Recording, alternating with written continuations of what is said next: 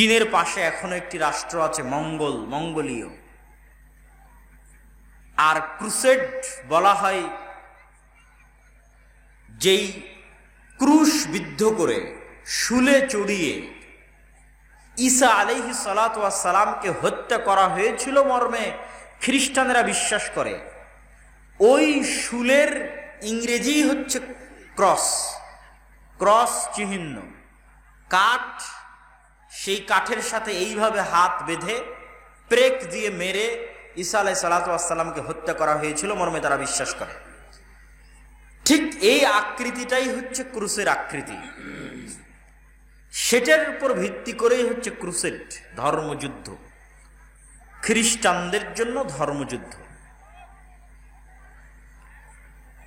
এই ধর্মযুদ্ধ পরিচালিত হয়েছিল ইউরোপ থেকে এসে আজকের যে জেরুজালেম, আজকের যে ফিলিস্তিন, আজকের যে লেবানন, আজকের যে সিরিয়া, আজকের যে ইসরায়েল, এই এরিয়াগুলোতে তাদের একটাই টার্গেট ছিল, ওই ইউরোপ থেকে তারা এসেছে মসজিদে আকসা দখল করবে, জেরুজালেম দখল করবে। এই জন্য কেন?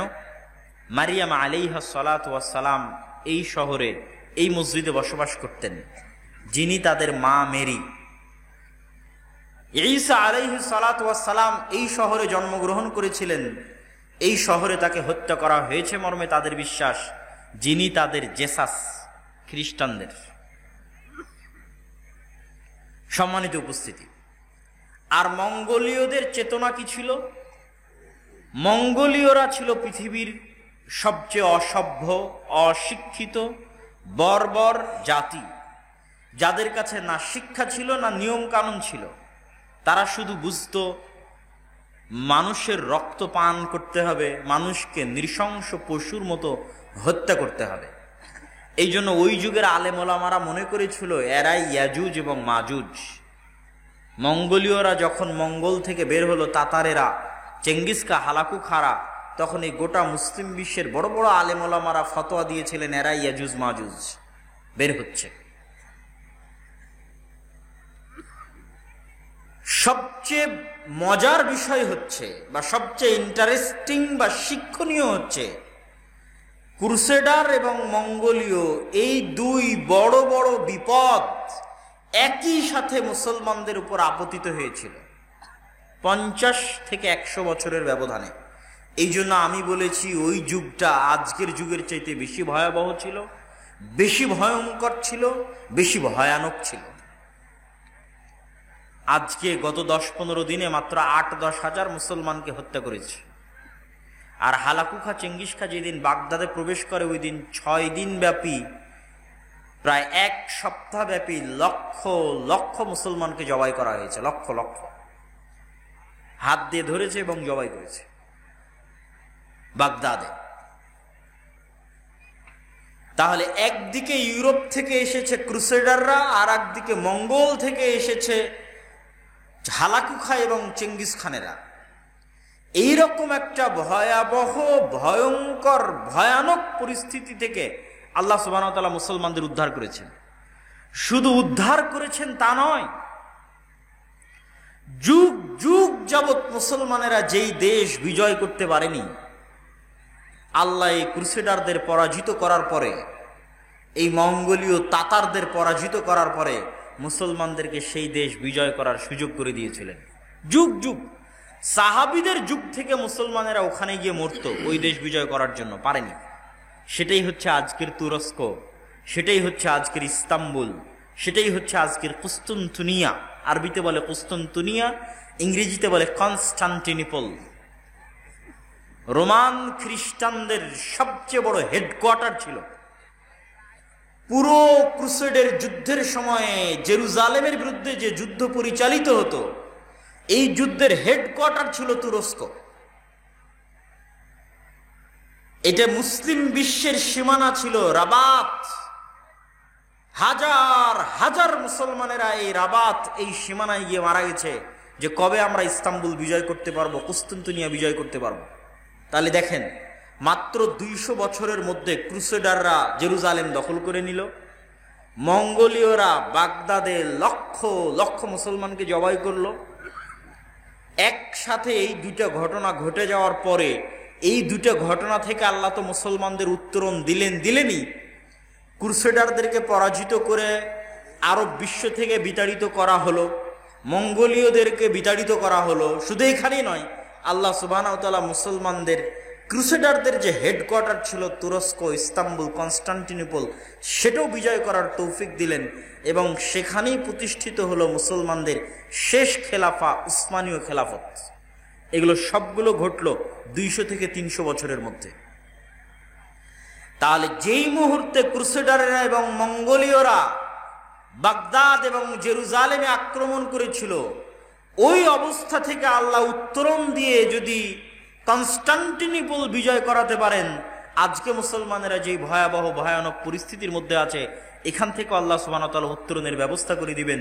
কিন্তু আপনাকে জানতে হবে তারা উত্তরণ পেয়েছিল কিভাবে। দুইজনের নাম বলে, তাদের সংক্ষিপ্ত ইতিহাস বলে আমরা আমাদের এই পর্ব শেষ করব। একজন হচ্ছেন সালাহুদ্দিন আল আইয়ুবী রাহিমাহুল্লাহ রাহমাতান ওয়াসিআ, আরেকজন হচ্ছে সাইফুদ্দিন কুতজ জাহিরউদ্দিন বেরবাস রাহিমাহুমুল্লাহ রাহমাতান ওয়াসিআ। যেই মুহূর্তে ক্রুসেডারেরা গোটা জেরুজালেম 70 থেকে 80 বছর যাবৎ দখল করে আছে, ওই মুহূর্তে ক্রুসেডারদেরকে মসজিদ আকসা থেকে বিতাড়িত করে মসজিদ আকসা বিজয় করেছিলেন সালাহুদ্দিন আইয়ুবী। সালাহুদ্দিন আইয়ুবীর উত্থান কিভাবে হয়েছিল? সালাহুদ্দিন আইয়ুবী কোথায় থেকে এসেছিলেন? সালাহুদ্দিন আইয়ুবীর যে সময় উত্থান, ওই সময় আব্বাসীয় খেলাফতের পতনের সময়। এখন পর্যন্ত তিনটে বড় খেলাফা মুসলিম বিশ্বে প্রতিষ্ঠিত হয়েছিল। এক, খোলাফায়ে রাশিদিনের 40 বছর, আবু বকর, ওমর, উসমান, আলী। 2, উমাইয়া খেলাফত। উমাইয়া খেলাফতে সবচেয়ে বেশি দেশ বিজয় হয়েছে। উমাইয়া খেলাফত আমলে মুসলমানদের কাজই ছিল দেশ বিজয় করা। আব্বাসীয় খেলাফতে তেমন একটা দেশ বিজয় হয়নি। আব্বাসীয় খেলাফতে হয়েছে জ্ঞান বিজ্ঞানের চর্চা। মুসলমানেরা জ্ঞান বিজ্ঞানে বিশ্বের সবচেয়ে বড় বড় বিশ্ববিদ্যালয় বাগদাদ এবং কর্ডোভায় তৈরি করে ফেলেছিল। যদিও কর্ডোভা ছিল আব্বাসীয়দের বাইরে উমাইয়া খেলাফতের অধীনে, আর আব্বাসীয়দের শেষ আমল ছিল সেলজুক, মামলুক, এইরকম খণ্ড খণ্ড সালতানাতের অধীনে। তারপরে নতুন খেলাফত আসলো উসমানীয় খেলাফত। তাহলে যখন সালাহুদ্দিন আইয়ুবীর উত্থান হচ্ছে, তখন মুসলমানদের শক্তিশালী কেন্দ্রীয় কোনো শাসন ব্যবস্থা নাই। নওগাঁর একজন আমির, রাজশাহীর আর একজন আমির, ঢাকার একজন আমির, দিনাজপুরের একজন আমির, এরকম মুসলিম দেশগুলো খণ্ড বিখণ্ড আকারে আমির ছিল। কেউ সিরিয়ার হালবের আমির, কেউ সিরিয়ার হেমসের আমির, কেউ মিশরের আমির, এইভাবে ছিল। ওই সময় সেলজুকদের হাতে জামেআতুল আজহার, আজহার বিশ্ববিদ্যালয়ের আলোকে বাগদাদে একটি মাদ্রাসা তৈরি হয়েছিল, তার নাম মাদ্রাসা নিজামিয়া। আপনারা এখনো শুনবেন যে দারসে নিজামি এখনো বলা হয়। এই যে পাতাড়ি মাদ্রাসা যখন কওমি মাদ্রাসা ছিল, তখন দেখবেন এখানে লেখা হতো যে দারসে নিজামিতে পরিচালিত হয়। এই দারসে নিজামিটা এসেছে ওই নিজামিয়া মাদ্রাসা। যিনি শিক্ষামন্ত্রী ছিলেন নিজামুল মুলক তার নাম, তিনি মাদ্রাসাটা তৈরি করেছিলেন। তার নামে মাদ্রাসার নাম মাদ্রাসা নিজামিয়া।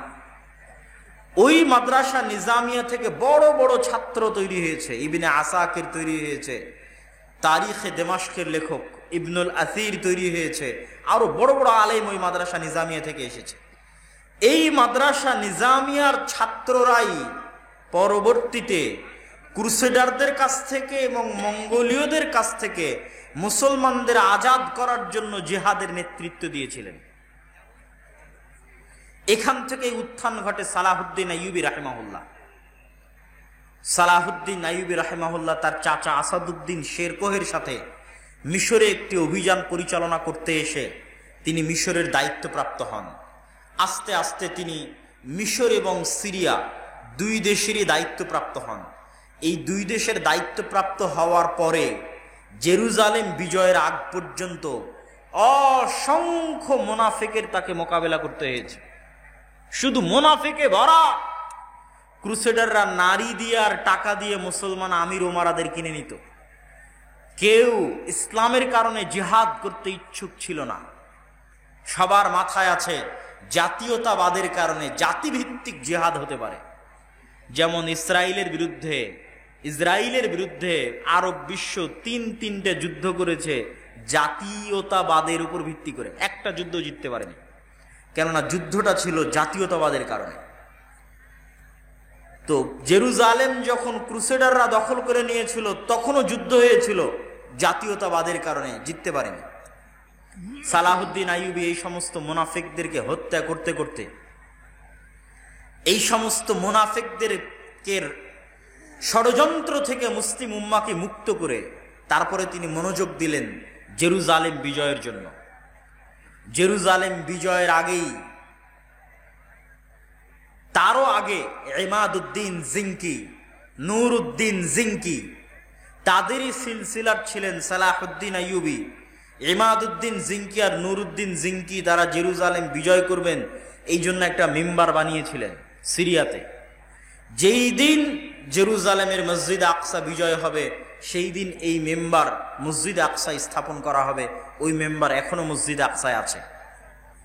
সালাহুদ্দিন আইয়ুবীরও স্বপ্ন ছিল, এই যে মেম্বার তৈরি করা হয়েছে এই মেম্বার আমাকে জেরুজালেমে স্থাপন করতে হবে, মসজিদ আকসায় স্থাপন করতে হবে। এই স্বপ্নে তিনি হজও করেননি, ওমরাও করেননি। পৃথিবীতে আল্লাহর তিনটা ঘর আছে, কাবা, মসজিদে নববী আর মসজিদ আকসা। এই তিনটা ঘরের একটা ঘর, তিনটা ঘরই তো আল্লাহর ঘর। মসজিদ আকসার ফজিলত সম্পর্কে আমি আলোচনা করব, এখানে একটু আপনাদেরকে হিন্টস দিয়ে তারপরে যাব ইনশাআল্লাহ মসজিদ আকসার ফজিলতে। আল্লাহ সুবহানাহু ওয়া তাআলার এই তিনটা ঘরের একটা ঘরকে অন্যের দখলে রেখে কেমন করে আমি আল্লাহর আর একটা ঘর জিয়ারতে যেতে পারি, আল্লাহর আর একটা ঘরে হজে যেতে পারি, আল্লাহর আর একটা ঘরে উমরায় যেতে পারি, অথচ ওই মুহূর্তে আল্লাহর আর একটা ঘর বন্দী অবস্থায় আছে। এই ব্যথা, এই কষ্ট সালাহুদ্দিন আইয়ুবীর অন্তরে ছিল, সালাহুদ্দিন আইয়ুবীর হৃদয়ে ছিল। এই জন্য তিনি হজও করেননি, উমরাও করেননি। আগে মসজিদ আকসা বিজয় করবেন, আল্লাহর আর একটা ঘর আগে মুক্ত করবেন বন্দী দশা থেকে, আল্লাহর আর একটা ঘর আগে মুসলমানদের জন্য উন্মুক্ত করে দিবেন, তারপরে তিনি আল্লাহর অন্য ঘর সেটা জিয়ারতের জন্য যাবেন, হজ এবং উমরা আদায় করার জন্য যাবেন। আজকে 70-80 বছর থেকে মুসলমানেরা মসজিদ আকসা দেখতে যেতে পারে না। আপনারা কতজন হাজি আছেন আজকে এখানে বসে আছেন, মসজিদে নববী দেখেছেন, মক্কার মসজিদ দেখেছেন, মসজিদ আকসা দেখতে যেতে পারেননি। এ আফসোস থাকা উচিত অন্তরে। এটাও ওই তিনটা মসজিদের একটা মসজিদ যেখানে দেখতে যাওয়া উচিত, ওই তিনটা মসজিদের একটা মসজিদ যেখানে গেলে অতিরিক্ত নেকি আছে সালাতের জন্য। এটা মুসলমানদের প্রথম কিবলা, কিন্তু আমরা 70-80 বছর থেকে যেতে পারি না। পৃথিবীর 100 থেকে 150 কোটি মুসলমান তাদের তৃতীয় পবিত্রতম স্থান দেখতে যেতে পারে না। এই কষ্ট মুসলমানদের অন্তরে থাকতে হবে, আপনার সন্তানের অন্তরে এই কষ্ট দিতে হবে। এই কষ্ট সালাহুদ্দিন আইয়ুবীর অন্তরে ছিল দেখেই সালাহুদ্দিন আইয়ুবী মসজিদ আকসা বিজয় করতে পেরেছে। আপনার অন্তরে এই কষ্ট প্রবেশ করাতে হবে, আপনার সন্তান সন্ততি বংশধরের অন্তরে এই কষ্ট দিতে হবে যে মসজিদ আকসা আমাদের মসজিদ, মসজিদ আকসায় আমরা সালাত আদায় করতে চাই। আল আরজুল মুকাদ্দাসা আমাদের, আমরা যেমন মক্কা দেখতে যেতে চাই, মদিনা দেখতে যেতে চাই, একই সফরে জেরুজালেমে বিমান ল্যান্ড করে মসজিদে আকসায় সালাত আদায় করতে চাই।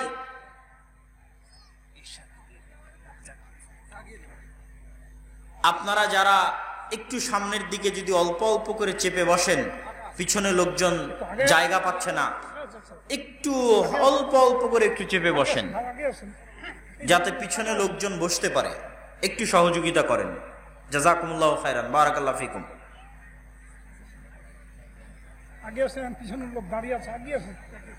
যে পিছনে অনেক লোক ঘোরাফেরা করছে, দাঁড়িয়ে আছে, তারা বসতে পারছে না। আপনারা একটু একটু করে সামনের দিকে আগালে তারা বসার সুযোগ পাবে। জি, সম্মানিত উপস্থিতি, সালাহুদ্দিন আইয়ুবীর অন্তরে এই কষ্ট ছিল যে তিনি মসজিদে আকসায় সালাত আদায় করতে পারেন না, মসজিদে আকসায় প্রবেশ করতে পারেন না, মুসলমানেরা পারে না। এই দুঃখে এই কষ্টে তিনি হজ করেননি, উমরা করেননি। এই দুঃখে এই কষ্টে তিনি মিম্বার তৈরি করেছিলেন সম্পূর্ণ আলাদা। যেই দিন মসজিদে আকসা বিজয় হবে সেই দিন এই মিম্বার ওখানে স্থাপিত হবে। সেই যুদ্ধের সময় চলে আসলো, হিত্তিনের যুদ্ধ। 1187 খ্রিস্টাব্দে হিত্তিনের যুদ্ধ। শায়েখ আব্দুর রাজ্জাক বিন ইউসুফের মুখে দাজ্জালের লম্বা হাদিসে শুনেছেন। দাজ্জাল তামিম আদ-দারিকে জিজ্ঞেস করে, আখবিরুনি আন বুহায়রা তাবারিয়া, তোমরা আমাকে বুহায়রা তাবারিয়া সম্পর্কে বলো, বুহায়রা তাবারিয়াতে কি পানি আছে? ইসরায়েলের সীমানার মধ্যে, এখনকার ইসরায়েলের সীমানার মধ্যে একটা বড় লেক আছে, ওটাই হচ্ছে বুহায়রা তাবারিয়া, ওখানে এখনো পানি আছে। দাজ্জাল বলল ওখানে একদিন পানি থাকবে না। এই বুহায়রা তাবারিয়ার পাশেই দ্বিতীয়বার মসজিদে আকসা বিজয়ের যুদ্ধ হয়েছিল, হিত্তিনের যুদ্ধ। সুলতান সালাহুদ্দিন আইয়ুবী এই যুদ্ধ করেছিলেন। এই যুদ্ধে মুসলমানদের যে প্লাস পয়েন্ট ছিল, আজকেও মুসলমানদের ওই প্লাস পয়েন্ট আছে যুদ্ধে, আজকেও আছে। কি প্লাস পয়েন্ট ছিল? সালাহুদ্দিন আইয়ুবীরা হচ্ছে আরব মরুভূমিতে জন্ম নেওয়া। আজকের সৌদি, আজকের কুয়েত, কাতার, বাহরাইন, আজ থেকে 50 বছর আগে তারা ছিল মরুর বিদুইন।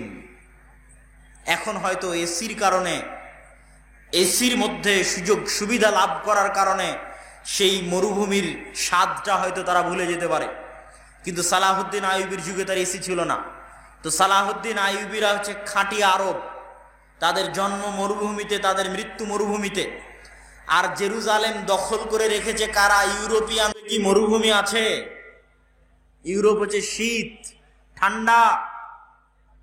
এখন ইংল্যান্ডে যান, বড় বড় জ্যাকেট ছাড়া ঘুরতে পারবেন না। স্কটল্যান্ডে হাত মোজা পা মোজা ছাড়া বের হতে পারবেন না। গোটা ইউরোপ, আমেরিকা, কানাডা এগুলো হচ্ছে শীত প্রধান অঞ্চল। আর আরব জেরুজালেম যেখানে আছে এটা হচ্ছে গরম মরুভূমি, গরম প্রধান অঞ্চল। তাহলে ইউরোপের শীত প্রধান দেশে বসবাসকারীরা দখল করে রেখেছে জেরুজালেম, যেটা আছে গরম এলাকায়, মরুভূমি এলাকায়। আর সালাহুদ্দিন আইয়ুবী সহ মুসলমান আরবদের জন্মই মরুভূমিতে, বড়ই হয়েছে গরম অঞ্চলে। এই ছোট্ট জিনিসটাই সালাহুদ্দিন আইয়ুবী রাহিমাহুল্লাহ কাজে লাগিয়েছেন যুদ্ধের কৌশল হিসেবে, যে এদেরকে গরম দিয়ে ধ্বংস করে দেব। বড় বড় শক্তিশালী লৌহ বর্ম গায়ে দিয়ে আছে, এমন গরম পরিবেশ সৃষ্টি করতে হবে যাতে গরমের ঠেলাতে লোহার বর্ম খুলে ফেলে দেয়, গায়ে না রাখতে পারে। আসছে তো ইউরোপ থেকে। ইউরোপিয়ানরা যারা সাদা চামড়া, শীত অঞ্চল, তারা গরম সহ্য করতে পারে না, তাদের চামড়ায় ফুসকুড়ি পড়ে যায়, অল্প মাত্রার গরম হলেই চামড়ায় ফুসকুড়ি পড়ে যায়। আজকেও যারা ওখানে আসছে তারা শীত প্রধান অঞ্চল থেকে আসছে। এখানে একটা মজার জিনিস বলে রাখি, মুসলমানেরা ওই অঞ্চলগুলোই বিজয় করতে পেরেছে যেগুলো গরম, আর ওই অঞ্চলগুলো বিজয় করতে পারেনি যেগুলো শীত। তুরস্ক এতদিন বিজয় হতো না এই জন্য যে তুরস্ক শীত। আপনি বলবেন স্পেন তো ইউরোপ বিজয় হয়েছে। স্পেনের যে অঞ্চলগুলো মুসলমানেরা বিজয় হয়েছে এগুলো সবই গরম অঞ্চল। আমি নিজে যেহেতু গেছি, কর্ডোভা, গ্রানাডা, আলহামরা সব ঘুরে এসেছি, এগুলো গরম অঞ্চল, একদম অ্যারাবিয়ান স্টাইলের গরম অঞ্চল। যেখানে থেকে শীত শুরু, ওখান থেকে আর মুসলমানেরা বিজয় করতে পারেনি। স্পেনের সীমানার সাথে লাগানো ফ্রান্স, স্পেনের সীমানার সাথে লাগানো ইতালি, ফ্রান্স, ইতালি, জার্মান, এগুলো স্পেনের একদম আমাদের সাথে যেমন ইন্ডিয়া লেগে আছে সেভাবে লেগে আছে।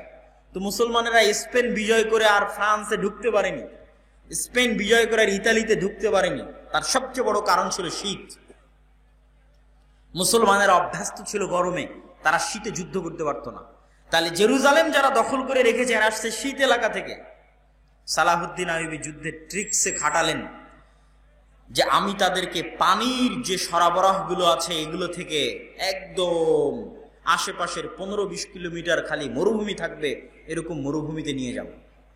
তো যুদ্ধ শুরু করলেন স্বাভাবিক শহর এলাকাতেই, একটু করে আগান একটু করে পিছান, একটু করে আগান একটু করে পিছান, পিছাতে পিছাতে পিছাতে পিছাতে তাদেরকে বুঝাচ্ছেন যে আমরা পরাজিত হচ্ছি, কিন্তু আসলে তিনি তাদেরকে টেনে টেনে মরুভূমির মধ্যে নিয়ে যাচ্ছেন, পানির সকল সরবরাহ থেকে বিচ্ছিন্ন করে দিচ্ছেন, কিন্তু তারা মনে করছে আমরা মুসলমানদের পরাজিত করছি।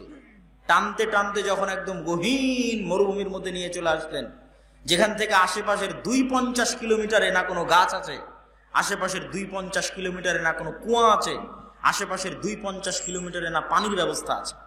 আর সালাহুদ্দিন আইয়ুবী আগে থেকে ওখানে তার সেনাবাহিনী রেডি করে রেখেছিলেন শুধু আগুন জ্বালানোর জন্য। গোটা মরুভূমির চারিদিকে গাছপালা একত্রিত করে ভয়ঙ্কর ভাবে আগুন জ্বালানোর জন্য। যুদ্ধ হচ্ছে জুন জুলাই মাসে, একদম কাঠ ফাটা রোদে জুন জুলাই মাসের মধ্যে মরুভূমির মধ্যে একে তো সূর্যের তাপ, একে তো মরুভূমির বালুর তাপ, আর একে তো চারিদিকে জ্বালিয়ে দেওয়া হয়েছে আগুন, আগুনের তাপ। এই ত্রিতাপে ইউরোপিয়ান থেকে আসা বিশাল বিশাল নাইট যোদ্ধারা তাদের গায়ে থাকা লোহার বর্মগুলো গরমের ঠালায় খুলে ফেলতে থাকলো। আর মুসলমানদের তো জন্মই হয়েছে মরুভূমিতে, তারা গরম সহ্য করাও জানে, তারা গরমে থাকাও জানে, বিনা পানিতে বসবাস করাও জানে। এইভাবে সালাহুদ্দিন আইয়ুবী রাহিমাহুল্লাহ হিত্তিনের যুদ্ধে ক্রুসেডার বাহিনীকে পরাজিত করে বিনা রক্তপাতে মসজিদে আকসা বিজয় করলেন। একটা জিনিস মনে রাখবেন, মুসলমানেরা 2 বার মসজিদে আকসা বিজয় করেছে, 2 বারই বিনা রক্তপাতে, এক ফোঁটা রক্তও পড়েনি। আর ক্রুসেডাররা যখন মসজিদে আকসা বিজয় করেছে তখনও রক্ত ঝরেছে, আর আজ তো রক্ত ঝরছেই ঝরছেই ঝরছেই। আর একটা জিনিস মনে রাখবেন, ইতিহাসের সূক্ষ্ম জিনিস আপনাকে বলে যাচ্ছে।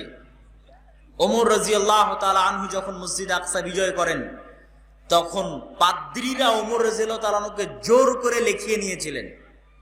চুক্তিনামার মধ্যে ওমর রাদিয়াল্লাহু তাআলা আনহুকে জোর করে লিখিয়ে নেওয়া হয়েছিল যে লেখেন চুক্তিনামার মধ্যে যে এই জেরুজালেমে কোন ইহুদিকে বসবাস করতে আপনি দিবেন না। ওমর রাদিয়াল্লাহু তাআলা আনহুর কাছে খ্রিস্টানদের দাবি যে আপনি জেরুজালেম বিজয়ের যে চুক্তি, এই চুক্তিতে লেখেন যে এই জেরুজালেমে আপনি কোনো ইহুদিকে বসবাস করতে দিবেন না। এই চুক্তি এখনো আছে লিখিত আকারে, কিয়ামা কানিসা আল কিয়ামা, কিয়ামা গির্জায় লিখিত আকারে ওই চুক্তি আছে, যার মধ্যে ওমর রাদিয়াল্লাহু তাআলা তাদের পবিত্র স্থানগুলো দেখার অনুমতি দিয়েছিলেন যে তোমরা এসে দেখে ঘুরে যেতে পারো, বসবাস করতে পারবে না। ইহুদিরা নিজে কলমে লিখে গেছে যে গত 1,500-2,000 বছর যাবত তাদের সবচেয়ে গোল্ডেন টাইম ছিল স্পেনে যে মুসলমানদের শাসন ছিল, আন্দালুস, স্পেন, কর্ডোভা, টলেডো, গ্রানাডায় মুসলমানদের যে স্বর্ণযুগের শাসন ছিল, ওই স্বর্ণযুগের শাসনে ইহুদিরা যেই পরিমাণ সুযোগ সুবিধা ভোগ করেছে আর কোনোদিন অতীতে এবং পরে কোন শাসক তাদেরকে ওই পরিমাণ সুযোগ সুবিধা প্রদান করেনি।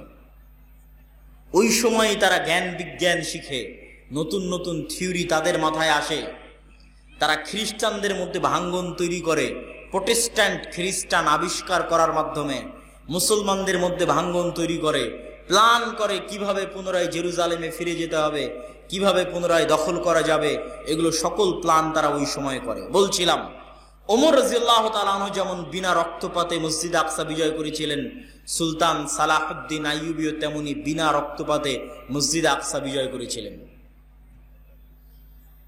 এই মসজিদ আকসা বিজয়ের 60-70 বছরের মাথায় তখনও পরিপূর্ণ আরব বিশ্ব ক্রুসেডার থেকে খালি হয়নি।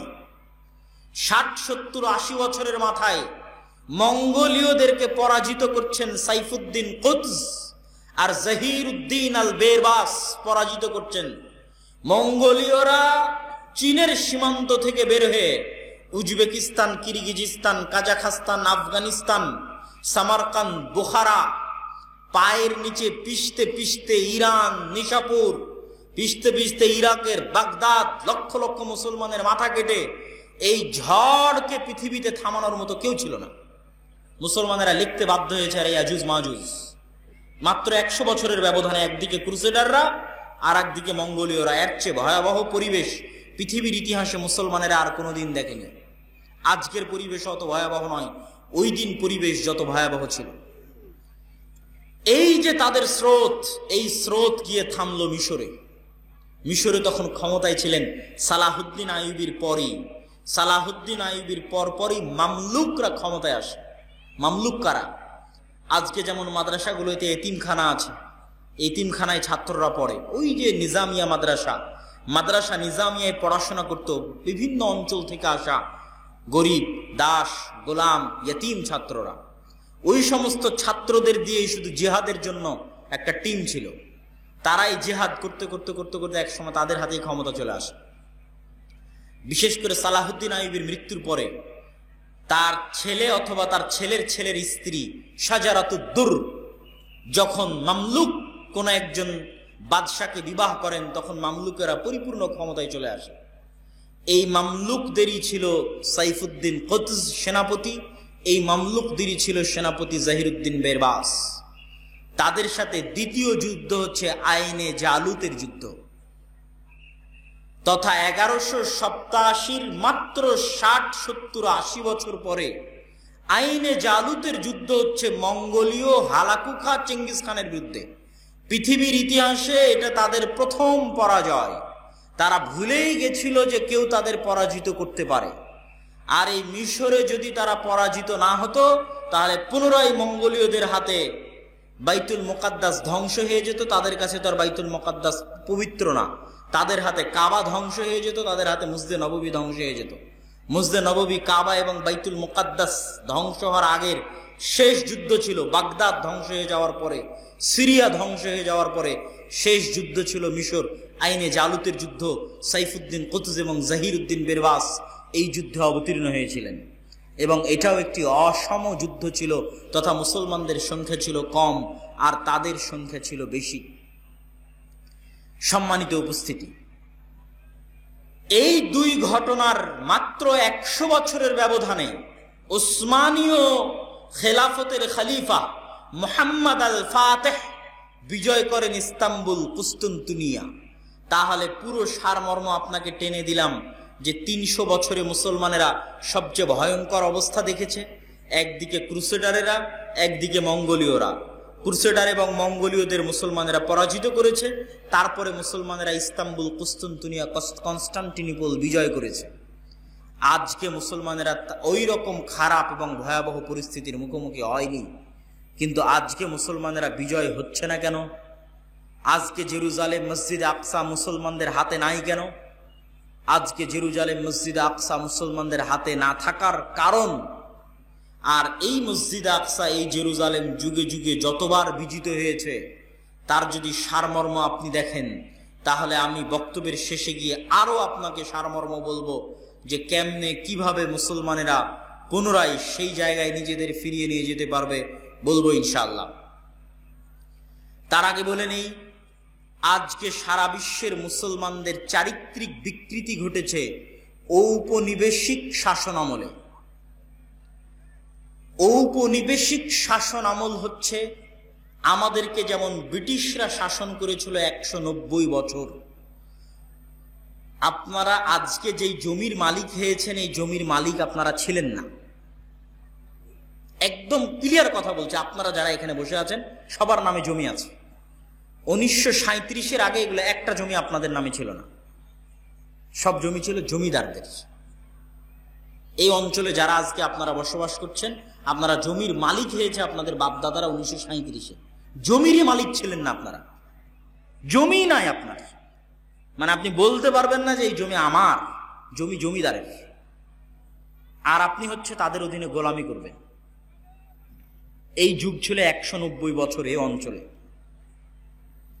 এই 190 বছরের গোলামিতে আমাদের চরিত্র বিকৃতি হয়ে গেছে।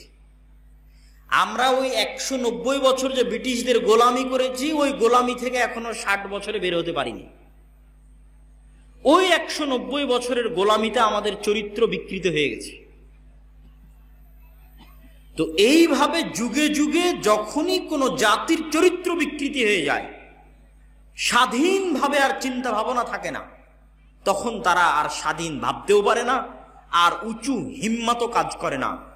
তো আজকে আপনারা যেমন ব্রিটিশদের গোলাম ছিলেন 190 বছর, এই গোটা মুসলিম বিশ্বের কোনো না কোনো দেশ, কোনো না কোনো ইউরোপিয়ান কান্ট্রির উপনিবেশ কলোনি ছিল, গোলাম ছিল। আফ্রিকার সবগুলো দেশ ফ্রান্স, ইতালি আর স্পেনের কলোনি, ফ্রান্স, ইতালি আর স্পেনের উপনিবেশ। এই জন্য আফ্রিকান যে মুসলিম দেশগুলো আছে ওরা স্প্যানিশ ভাষায় কথা বলে, ফরাসি ভাষায় কথা বলে। আমাদের ভারত, পাকিস্তান, বাংলাদেশের মানুষ যেমন সবচেয়ে বেশি যায় ইংল্যান্ডে, ঠিক আফ্রিকার মানুষজন সবচেয়ে বেশি যায় ফ্রান্সে, আফ্রিকার মুসলমানেরা সবচেয়ে বেশি যায়, মরক্কোর মুসলমানেরা সবচেয়ে বেশি যায় স্পেনে। ইংল্যান্ডের যা আইন, ভারত, পাকিস্তান, বাংলাদেশের তাই আইন। ইংল্যান্ডের রাস্তায় গাড়ি যেই দিক দিয়ে যায়, বাংলাদেশ, ভারত, পাকিস্তানের রাস্তায় গাড়ি ওই দিক দিয়ে যায়। ইংল্যান্ডের গাড়ির যেই সাইডে সিটিং হুইল ধরার জায়গা আছে, বাংলাদেশ, ভারত, পাকিস্তানের গাড়ির ওই সাইডেই জায়গা আছে। ইংল্যান্ডের ভাষা ইংরেজি, ভারত, পাকিস্তান, বাংলাদেশের সেকেন্ড ল্যাঙ্গুয়েজ ইংরেজি। আবার ফ্রান্স, জার্মানি, ইতালি, স্পেন, এরা যে দেশগুলো শাসন করেছে, এদের দেশের রাস্তা যেই সাইড দিয়ে গাড়ি যাবে, ফ্রান্সের ওই কলোনিতে যায় দেখবেন ওই সাইড দিয়ে গাড়ি যায়। এদের দেশের গাড়ির যেই সাইডে সিট আছে বসার, ওদের দেশে যায় দেখবেন ওই সাইডে বসার সিট আছে। এদের দেশে যেটা ভাষা, ওরা যে দেশ শাসন করতো ওই দেশে যায় দেখবেন ওইটাই সেকেন্ড ল্যাঙ্গুয়েজ। এইভাবে 190 বছরের গোলামিতে, এটা এমনি বাহ্যিক উদাহরণ দেখালাম, আমি তো আর বাস্তব ভিতরের উদাহরণ আপনাকে দিতে পারছি না। মনস্তাত্ত্বিক গোলামির উদাহরণ আপনাকে কেমনে দিব? আপনাকে কেমনে আমি ব্রিটিশদের গোলামির আগের যে মুসলমানেরা ছিল তাদেরকে জীবিত করে কেমনে দেখাবো যে এই দেখো বাংলাদেশের মুসলমানেরা এরকম ছিল, আজ তোমরা এরকম। তথা ব্রিটিশদের 190 বছর গোলামির আগে এখানে এই পাতাড়িতে যে মুসলমানেরা থাকতো, তাদের মন মানসিকতা, মাইন্ড আর আজকে যারা আছে পার্থক্য আছে। ওই ব্রিটিশদের গোলামির আগে যারা ছিল তারা ছিল স্বাধীন চেতা, উঁচু হিম্মা, হিম্মা আলিয়া। আর আমরা হচ্ছে গোলাম। কেন 190 বছর আমরা গোলামি করেছি, রক্তের মধ্যে গোলামি মিশে গেছে। এরকম সারা পৃথিবীর মুসলমানদের রক্তের মধ্যে গোলামি মিশে গেছে এই উপনিবেশ ও উপনিবেশিক শাসন আমলের কারণে। আজকে আমরা ফিলিস্তিন, জেরুজালেম হারিয়েছি এই কারণেই, শুধু এই কারণে। ব্রিটিশরা যখন ভারত ছেড়ে গেল, তুমি 1757 সালে যখন ভারতে ঢুকেছিলে তখন ভারতের মালিক ছিলাম আমরা। তো আজ তুমি ভারত ছেড়ে যাবে তো আমাদের হাতে দিয়ে যাবে, সোজা সিম্পল হিসাব। তুমি 190 বছর আগে যখন ভারতে ঢুকেছো তখন ভারতের শাসক আমরা, তাহলে 190 বছর 1947-এ যখন তুমি ভারত ছাড়ছো আমাদের হাতে দিতে হবে না। তারা দেয়নি, তারা এটাকে ভেঙে 3টে দেশ তৈরি করেছে, 2 কোনায় 2 মুসলমান দেশ রেখেছে। ডিভাইড অ্যান্ড রুল, যাতে ভাগ করো এবং শাসন করো এই বুদ্ধি কাজ করা যায়। ওই কোনাতে কাশ্মীরকে অবন্টিত রেখে দিয়েছি, না পাকিস্তানের মধ্যে না হিন্দুস্তানের মধ্যে। এই একই কাজ, সেম একই কাজ। না লেবানন নামে দুনিয়াতে কোনো দেশ ছিল, না ইসরায়েল নামে দুনিয়াতে কোনো দেশ ছিল, না ফিলিস্তিন নামে দুনিয়াতে কোনো দেশ ছিল, না আরো যে দেশগুলো, তো জর্ডান নামে পৃথিবীতে কোনো দেশ ছিল, না আরব আমিরাত নামে পৃথিবীতে কোনো দেশ ছিল, না কাতার নামে পৃথিবীতে কোনো দেশ ছিল, না কুয়েত নামে পৃথিবীতে কোনো দেশ ছিল। সবই ছিল উসমানীয় খেলাফা, সবই উসমানীয় খেলাফা। সবগুলোকে এরা